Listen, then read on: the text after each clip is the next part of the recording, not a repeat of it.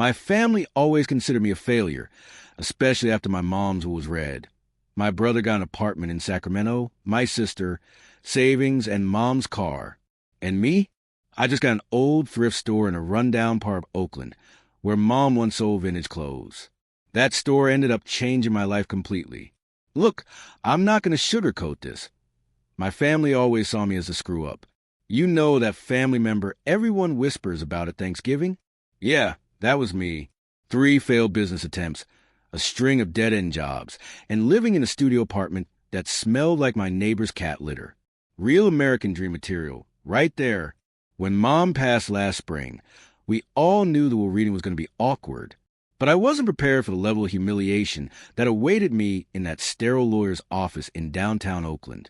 The whole family crammed into those uncomfortable leather chairs. My older brother Derek in his pressed khakis and polo shirt, looking like he just stepped out of Suburban Dad catalog. My sister Michelle, scrolling through her phone with those perfectly manicured nails, already mentally spending whatever windfall was coming her way. Then there was me, wearing my least wrinkled button-down, and hoping nobody noticed the small coffee stain near the pocket. The lawyer, this ancient dude with glasses thicker than smartphone screens, cleared his throat and started reading. Derek got Mom's 2-bedroom apartment in Sacramento, the one she bought back in the 80s when real estate was still affordable.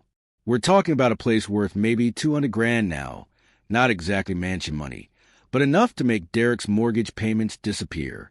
Michelle scored Mom's savings account, about $47,000, plus her 2019 Honda Civic that still smelled like her vanilla air fresheners.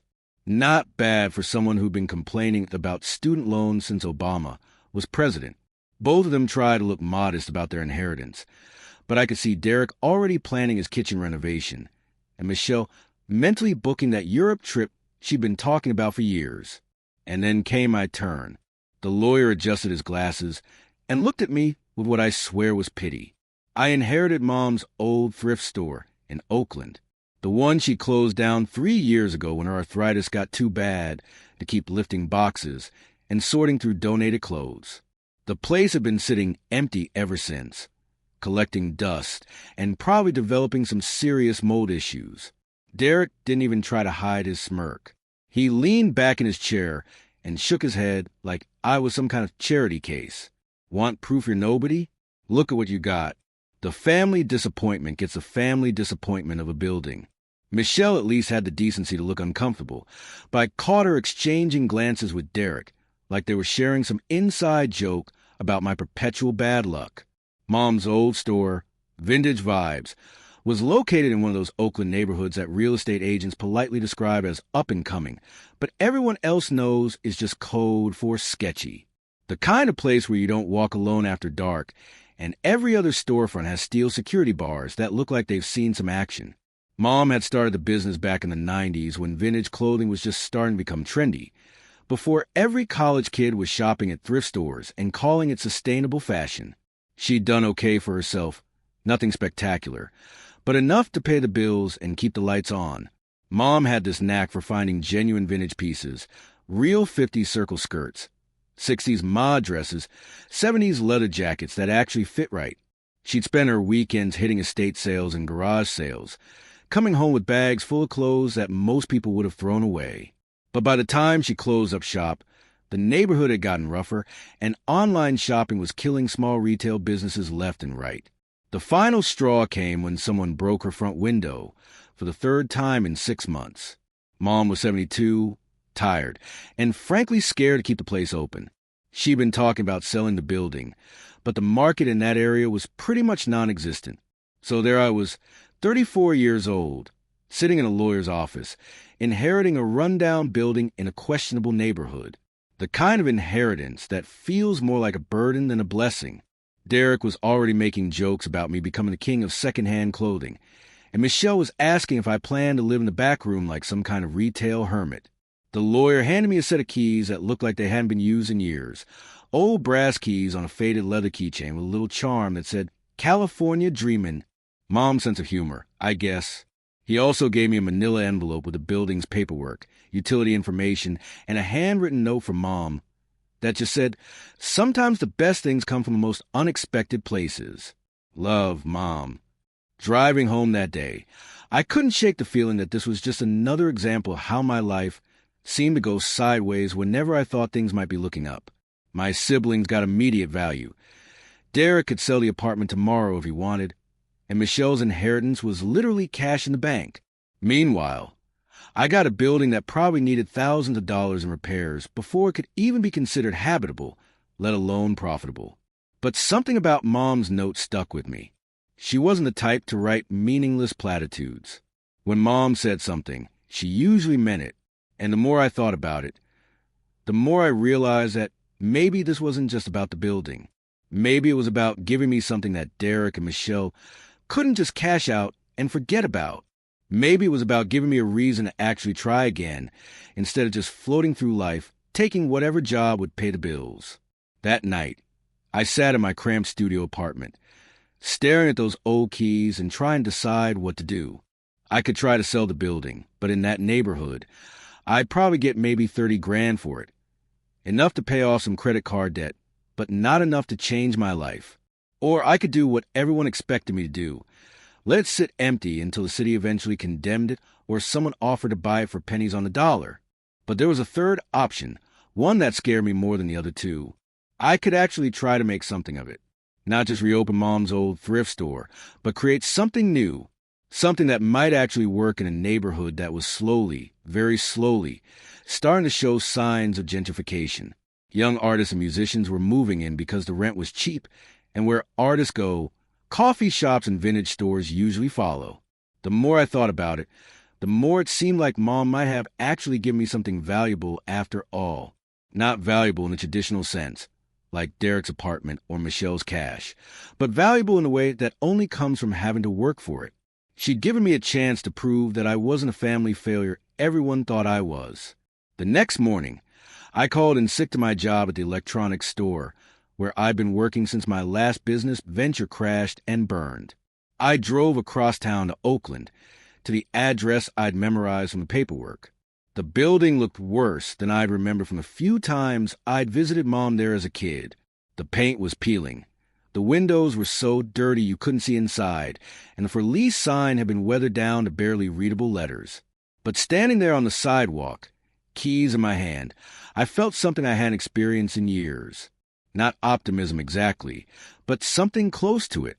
A sense that maybe, just maybe, this was my chance to finally prove to my family and to myself that I wasn't the screw-up they all thought I was. I walked up to the front door, tried the first key, then the second. The third key turned with grinding sound that suggested the lock hadn't been opened in quite a while. The door stuck for a moment, then swung open with a creak that would have made a horror movie director proud. What I saw inside made my heart sink. The place was a disaster. Dust everywhere, spider webs in the corners, and what looked like years of accumulated junk that Mom had apparently just left behind when she closed up. The smell hit me immediately, musty, stale air mixed with something that might have been mold. The whole place felt like a tomb. This was my inheritance. This was what Mom had left me while my siblings got the good stuff. Standing there in that doorway, looking at the mess ahead of me, I had to make a choice. I could walk away, lock the door, and forget about it. Or I could roll up my sleeves and find out what Mom really meant when she said the best things come from unexpected places. I chose to roll up my sleeves. So there I was, standing in what looked like the aftermath of a tornado hitting a Goodwill store. But I'd made my choice, and if there's one thing us Americans are good at, it's rolling up our sleeves and diving headfirst into situations that probably require more planning than we're willing to admit. The first week was basically me versus 20 years of accumulated junk. I'm talking about boxes of clothes that had gone from vintage to just plain old, mannequins missing limbs like some kind of fashion graveyard, and enough dust to make me question whether I needed a hazmat suit instead of work gloves. Every day I'd fill up my pickup truck with garbage bags, making trips to the dump like I was some kind of one-man cleaning crew. The smell was the worst part. You know that musty smell you get in old basements? Multiply that by 10 and add a hint of something that might have been a dead mouse behind one of the display cases. I went through 3 different air fresheners before I realized I was just creating some kind of chemical warfare situation. Eventually, I just opened every window and door, and let the Oakland breeze do its thing. By the second week, I cleared out most of the junk and started seeing the bones of what Mom had built. The hardwood floors were still solid under all that dust, and once I got the windows cleaned, natural light actually made the place look halfway decent. The old cash register was still there, one of those vintage mechanical ones that probably belonged in a museum. I spent an entire afternoon just cleaning it and getting it to work again. The electrical situation was something else entirely. Apparently, Mom had been dealing with flickering lights and outlets that worked only when they felt like it. I'm no electrician, but I know enough to be dangerous, which is exactly what I was.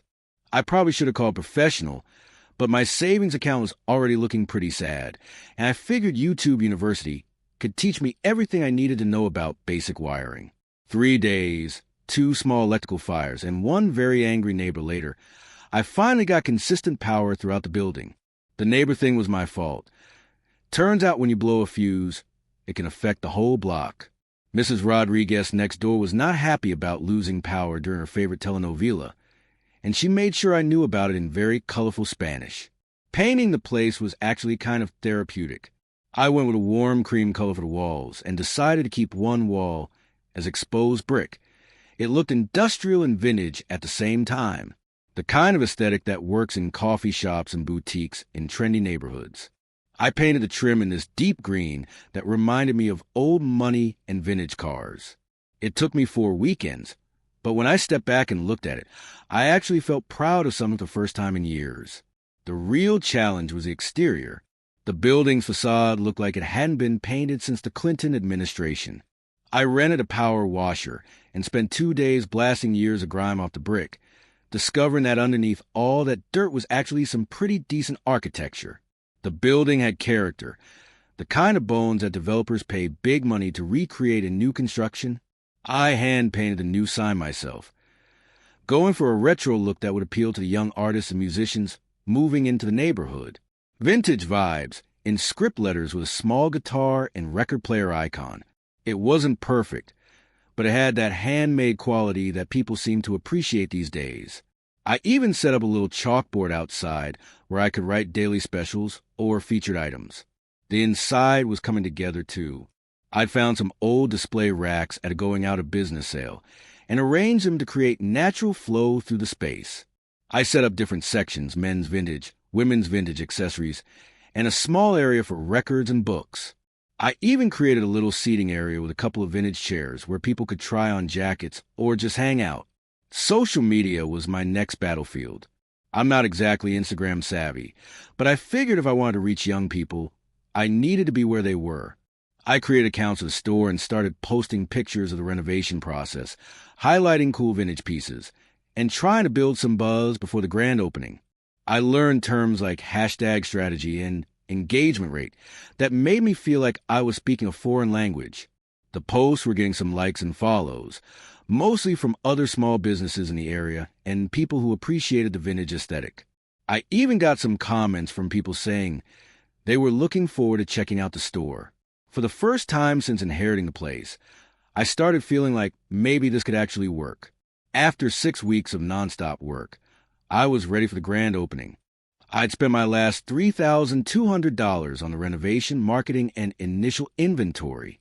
I'd hit up every estate sale, garage sale, and thrift store within 50 miles, building up a collection of genuinely cool vintage pieces.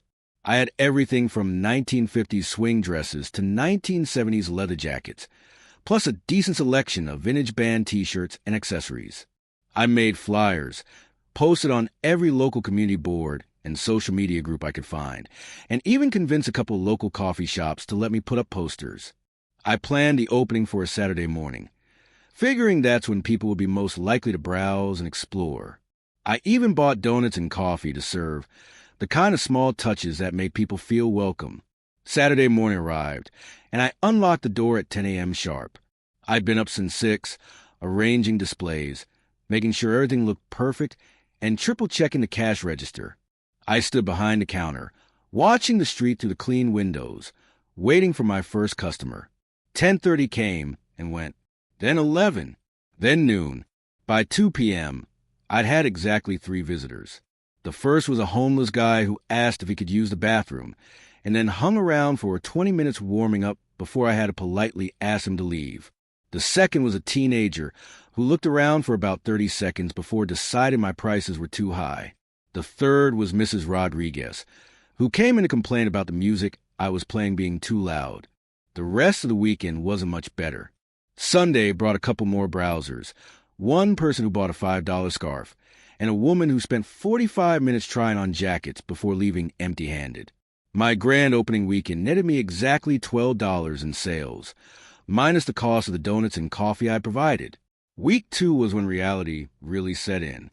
I'd sit in the store for 8 hours a day, reading books, reorganizing displays, and watching people walk by without even glancing at the windows. Occasionally, someone would come in to ask for directions or to see if I sold something completely unrelated to vintage clothing. One guy asked if I had car parts. Another wanted to know if I fixed computers. The homeless situation became a daily challenge. I'm not heartless. I understand that people need a warm place to stay, and I've been broke enough to know what desperation feels like. But I also couldn't run a business with people setting up camp in my store. I started leaving out water bottles and granola bars, which seemed to help establish some boundaries while still being human about the situation. My family, predictably, found the whole thing hilarious. Derek would call every few days with mock concern, asking how my retail empire was coming along. Michelle would text pictures of her new purchases, funded by Mom's inheritance money, usually with comments about how nice it was to have actual spending money. The passive-aggressive family dynamic was alive and well.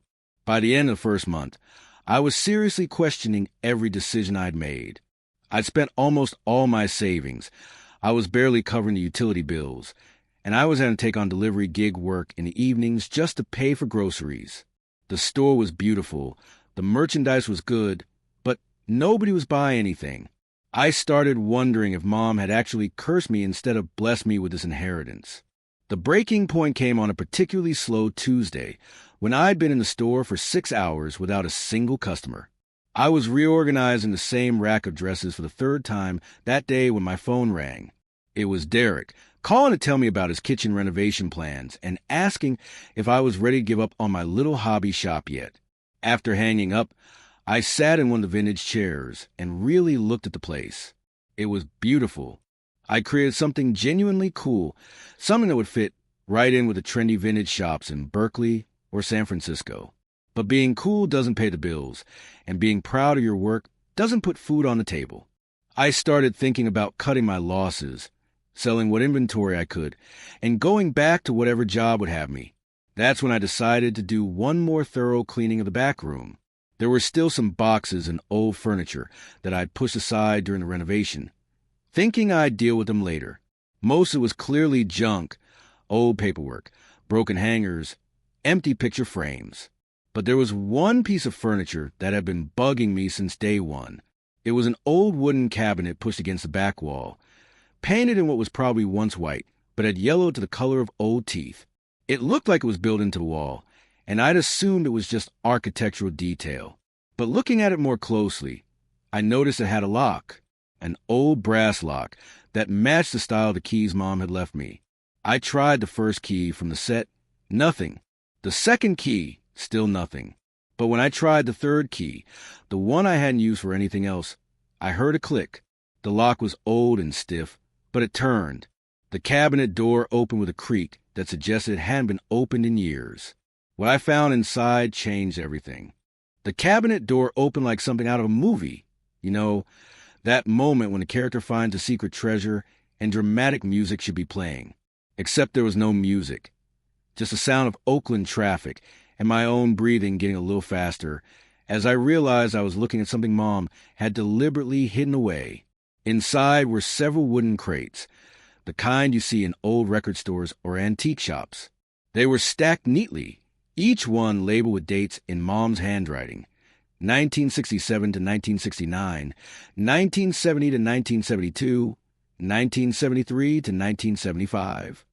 The labels were faded but still readable, written in that careful script that people used to learn in school before computers took over everything.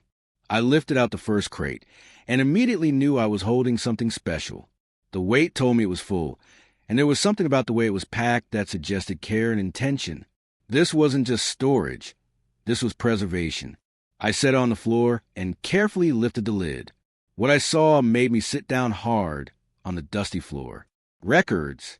Vinyl records. But not just any records. These were pristine, still in their original plastic shrink wrap, many with the little price stickers still attached. The first album on top was The Velvet Underground and Nico, the one with the Andy Warhol banana on the cover. I'd seen this album in record stores going for serious money, but I'd never seen one in this condition. I started going to the crate systematically, and my hands were literally shaking by the time I got halfway through.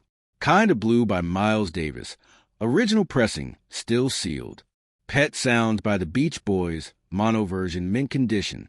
Are You Experienced by Jimi Hendrix, first pressing with the original track listing. We're talking about albums that every serious music collector dreams of finding. But it wasn't just the famous stuff. There were original pressings of albums by bands I'd never heard of, jazz records from labels that didn't exist anymore, and folk albums that looked like they'd been pressed in someone's garage. Each one was carefully stored in protective sleeves, with little index cards and Mom's handwriting describing where and when she bought them. I opened the second crate and found more of the same. Blue Note jazz records from the 1960s, still in their original shrink wrap. Original pressings of Bob Dylan albums, including one of the Freewheelin' Bob Dylan that had a sticker on it reading "Withdrawn, Rare Version." I didn't know what that meant, but something about the way it was specially marked made me think it was important.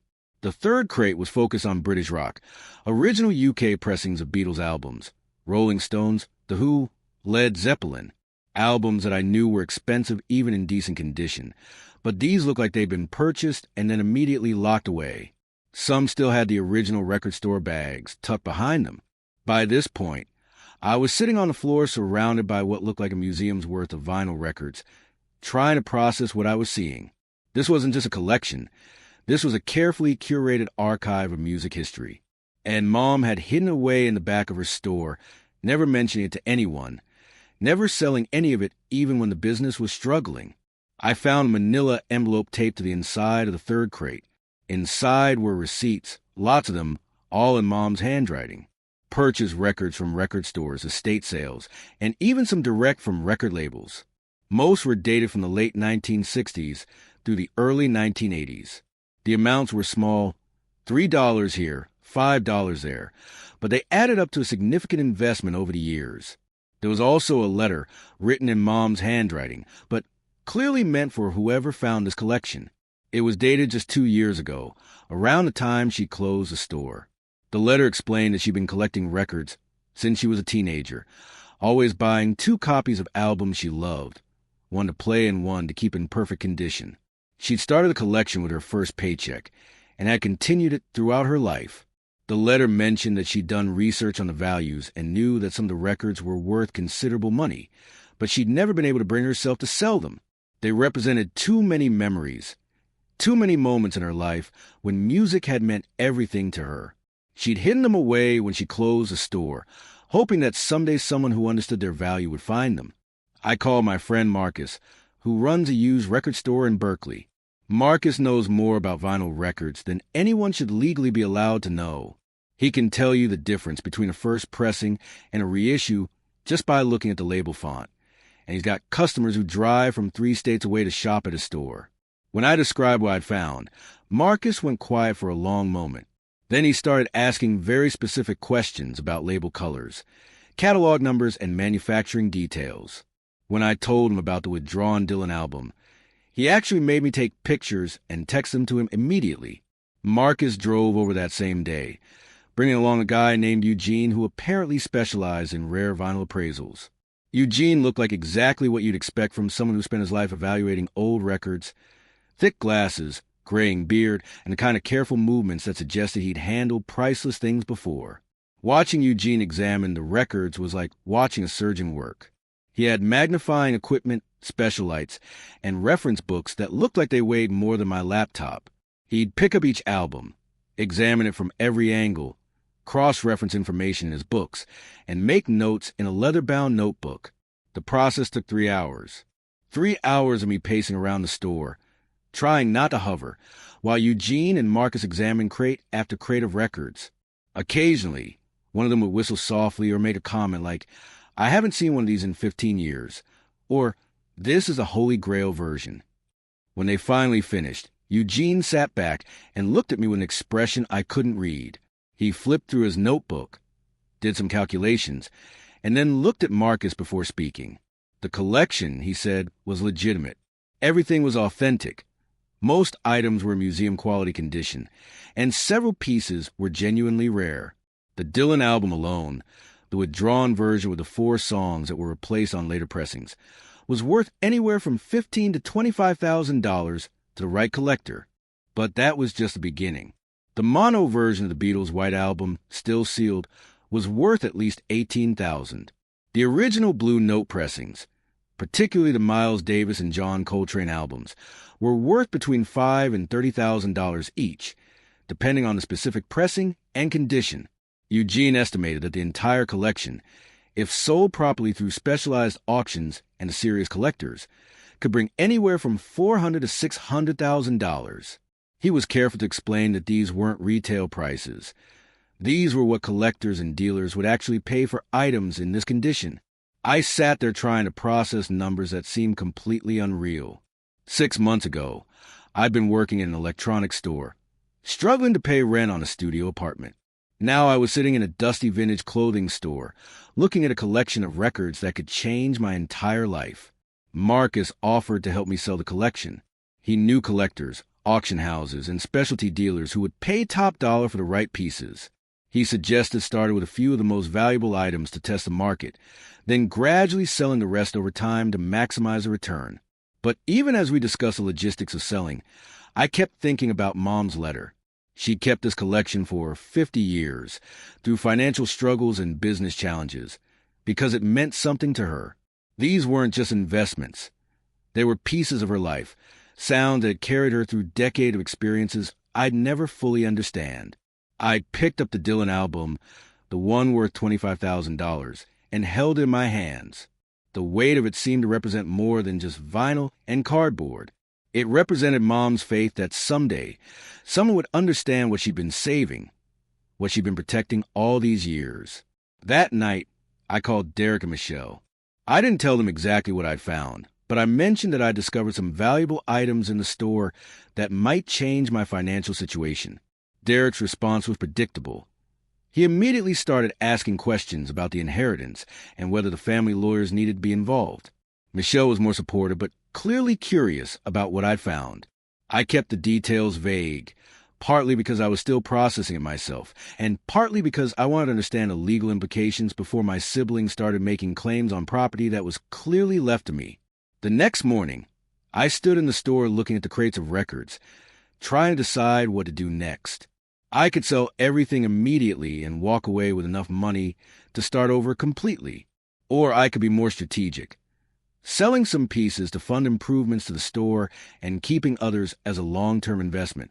But there was a third option, one that felt more in line with what Mom might have wanted. I could use this discovery as a foundation for something bigger than just a vintage clothing store. I could create something that honored both the music collection and the space where it had been hidden for so long. The record collection wasn't just my inheritance. It was my opportunity to prove that sometimes the best things really do come from the most unexpected places. I decided to test the waters with 5 albums, 5 pieces that Eugene had identified as being particularly valuable and likely to sell quickly.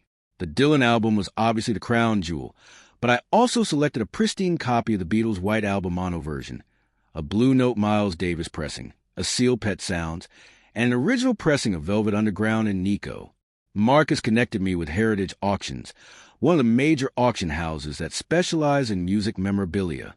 They have collectors worldwide and regularly handle high-value vinyl sales. The process was more complicated than I expected. Professional photography, detailed condition reports, authentication certificates, and insurance during shipping. The anticipation was killing me. I'd spent weeks researching each album, reading collector forums, and try to understand what made these particular pressings so special. The Dylan album, for instance, contained 4 songs that were replaced on later pressings due to legal issues. Only a few thousand copies made it to stores before the recall, making it one of the most sought-after Dylan collectibles.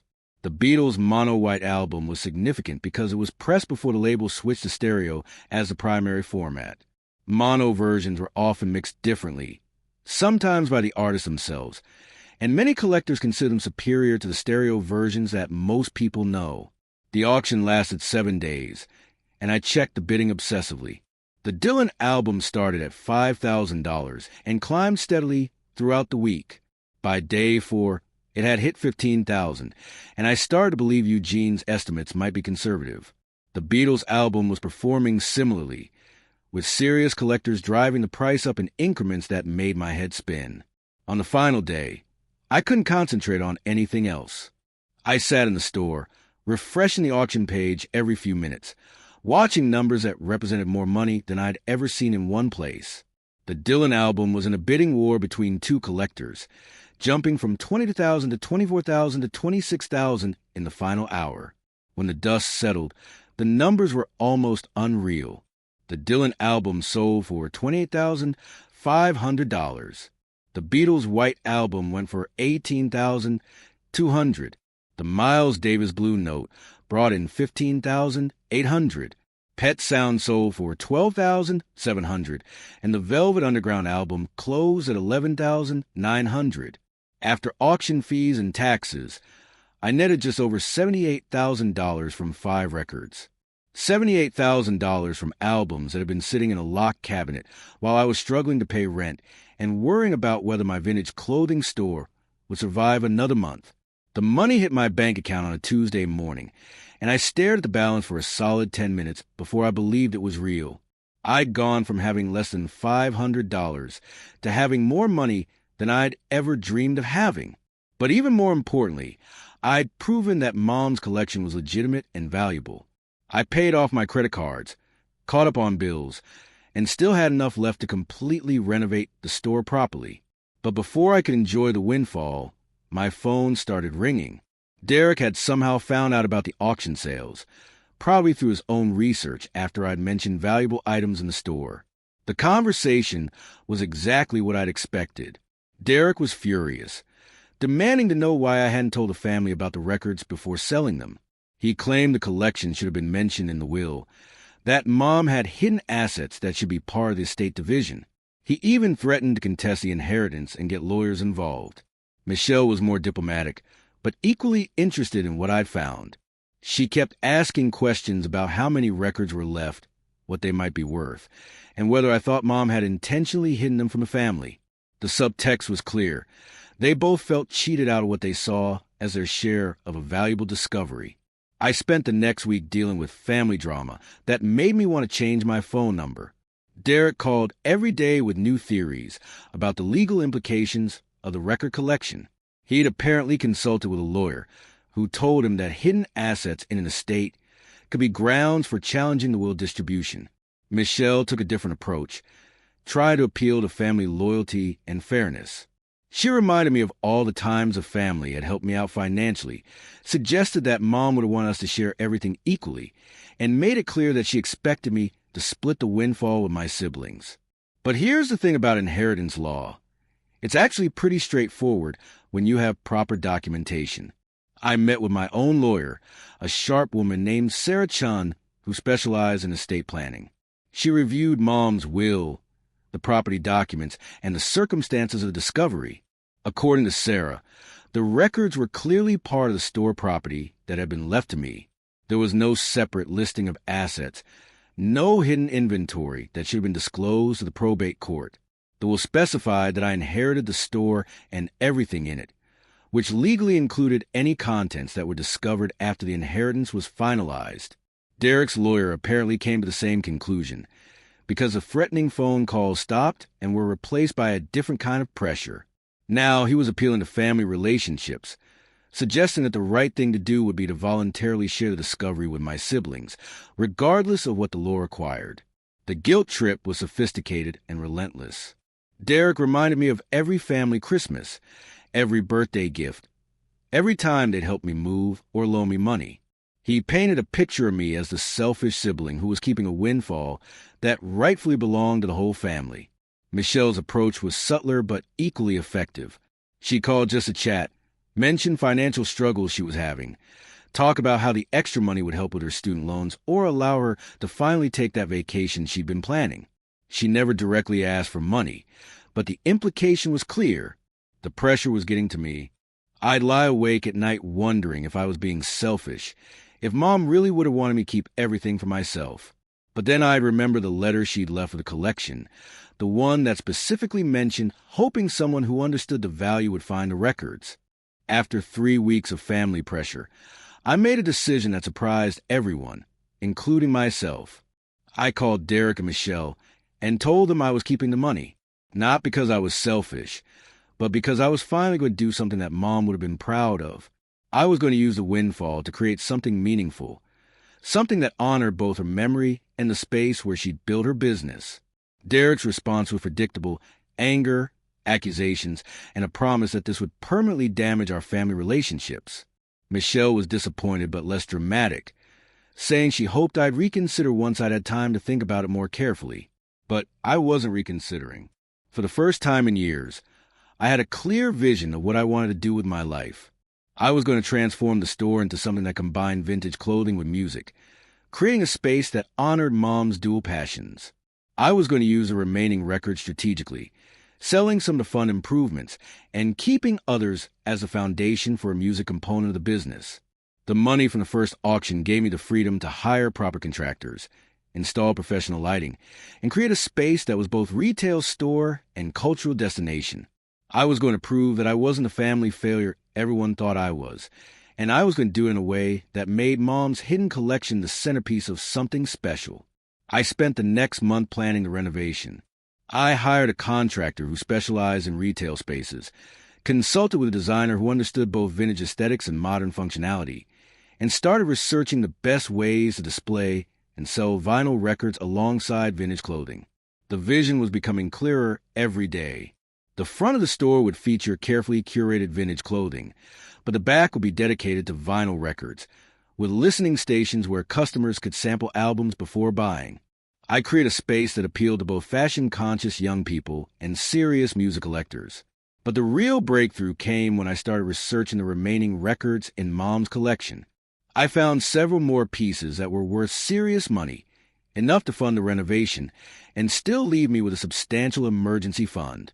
I also discovered that many of the albums I had initially dismissed as less valuable were actually sought after by collectors who specialized in specific genres or time periods. I was sitting on a gold mine that could transform not just my financial situation, but my entire approach to life.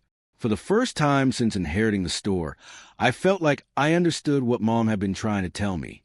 Sometimes the best things really do come from the most unexpected places, especially when you're willing to look past the obvious and dig deeper into what's really there.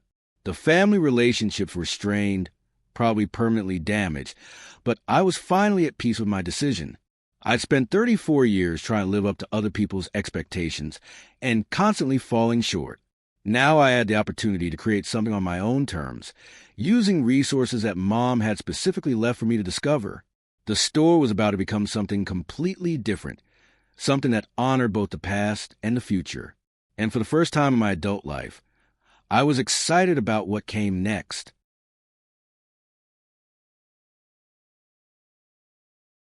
Six months later, Vintage Vibes was unrecognizable from the dusty disaster I'd inherited. The renovation had transformed the space into something that belonged in a trendy neighborhood magazine spread. The original hardwood floors were refinished and gleaming. The brick wall was exposed and sealed, and professional lighting made every corner of the store feel warm and inviting. The clothing section occupied the front two-thirds of the space, with carefully curated vintage pieces displayed on restored mid-century modern racks. But the real magic happened in the back, where I created a vinyl listening lounge with comfortable seating, high-quality headphones, and a selection of turntables where customers could preview albums before purchasing. The business model was working better than I dared to hope. The vintage clothing attracted young professionals and students who wanted unique pieces, while the vinyl section drew serious collectors and music enthusiasts from all over the Bay Area.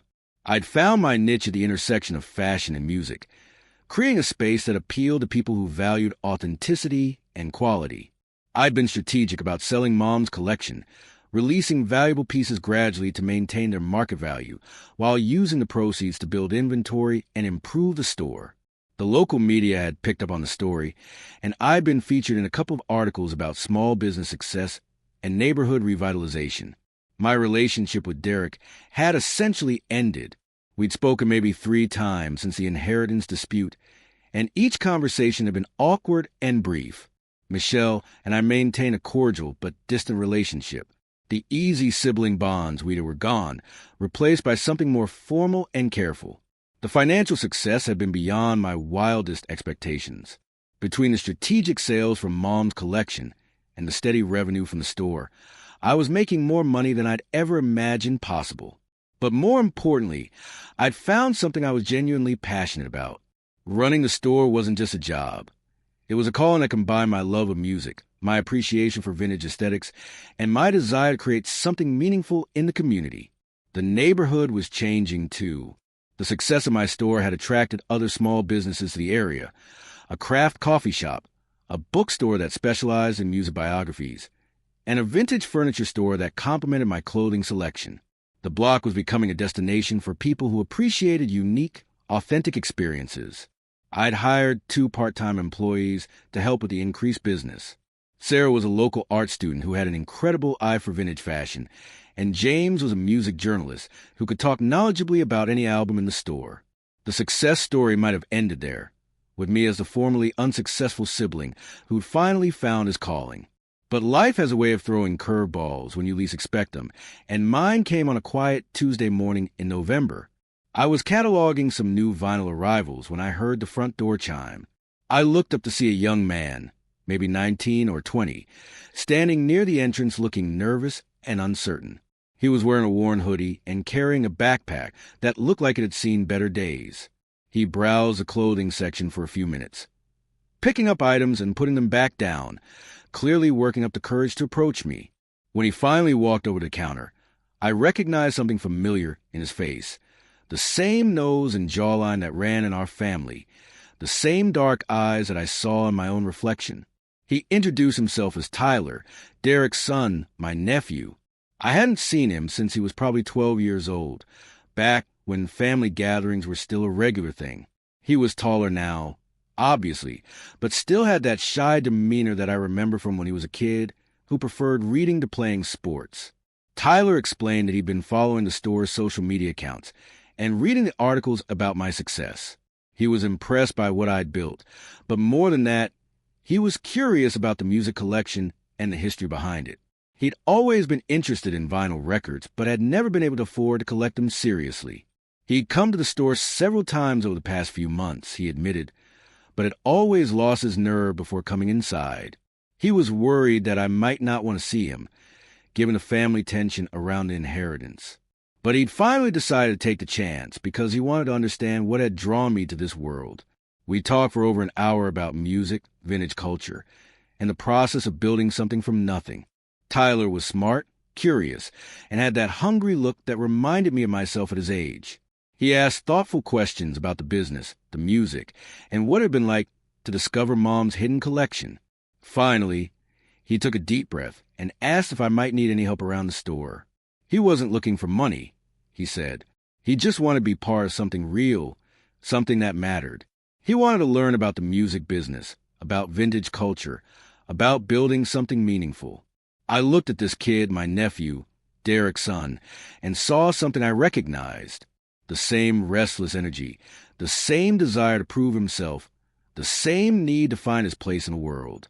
I thought about the family dynamics that had driven us apart, about the inheritance dispute that had damaged relationships, about the way success and failure can define how people see you. Then I thought about Mom and the note she left with the record collection. Sometimes the best things come from the most unexpected places. Maybe family reconciliation was like that too. Maybe it happened through the back door, through the next generation, through someone who was willing to reach across the divide that the adults had created. I smiled and told Tyler he could start tomorrow morning at 8. But I wasn't going to make him coffee until he learned to grind the beans himself. He grinned back, that same family smile that I saw in the mirror every morning, and I knew Mom would have loved this moment. The store was about to become something even more special. Not just a successful business, but a place where family could heal, where the next generation could learn, and where the value of giving people a second chance could be proven one more time.